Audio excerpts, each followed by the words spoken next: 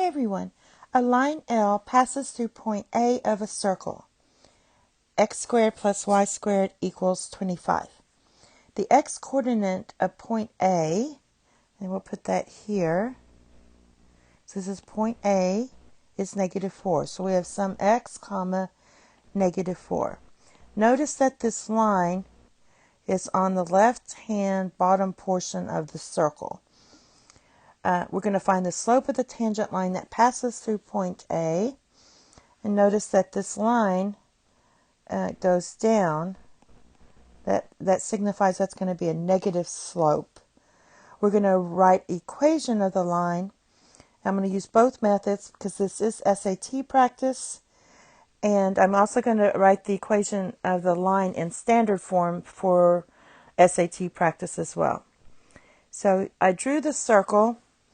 The formula for the circle for this one, this is like x squared plus y squared equals r squared. So your radius is the square root of 25, so r equals 5.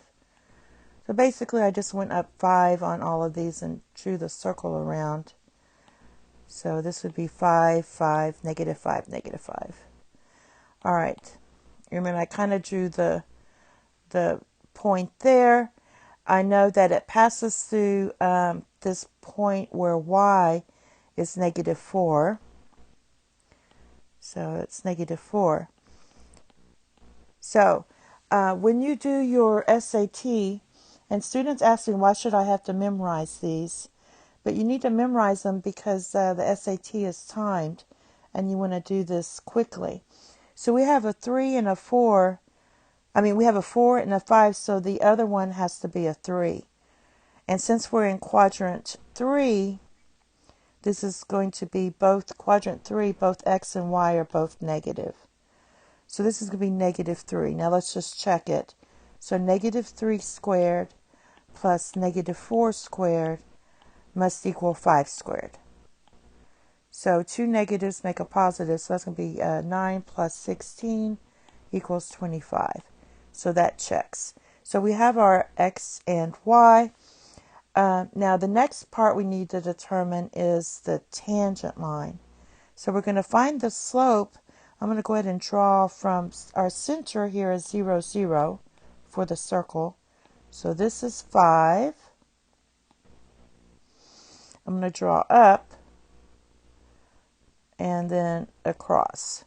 So this is like a negative 3, negative 4. All right. So I'm going to go ahead and draw that triangle out. So we had this, something like this. This point here is 0, 0. This was point 8, and this was negative 3, negative 4. This was negative 3, negative 4. All right. So basically what I want to do is find the slope of this line. I'm going to extend it out. Notice that it is positive, and I have my 2 points, and I'm going to use my slope formula here. So I'm just going to do my slope equals negative 4 minus 0 divided by negative 3 minus 0. That gives you 4/3. And it is positive. The line goes up from left to right. So our tangent line, which means perpendicular, this line has to be perpendicular. Because if I don't, I could draw the line through this point any old way. But it has to be tangent. So that means perpendicular means it has to be 90 degrees in this area here. All right. Notice that that is a negative slope. It's going from left to right. It's going down.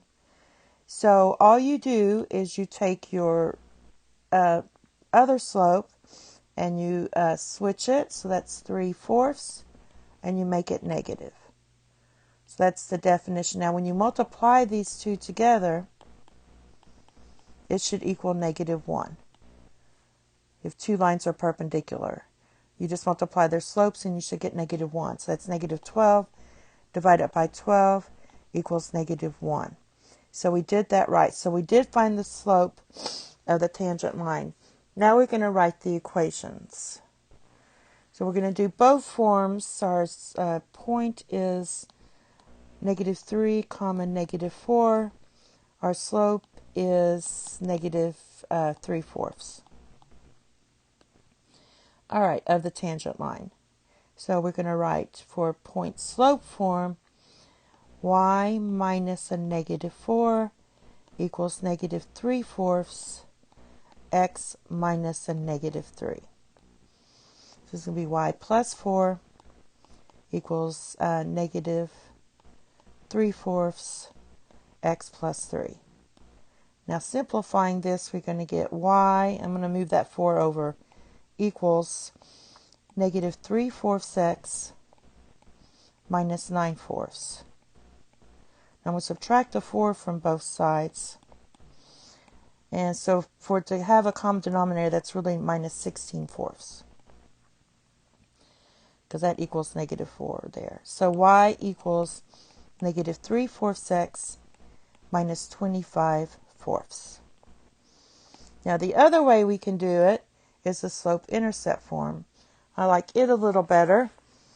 It's less math, so you just put your y in, which is -4. Put your slope in, which is -3/4. Substitute your x as -3, and then we're going to solve for b. So -4 equals 9/4 plus b. I'm going to change this to -16/4. Subtract the 9/4, and that's going to equal your b. So -25/4 equals b. Now just plug in your equation, and we're going to get y equals -3/4 x, and then plug in your b, minus 25/4.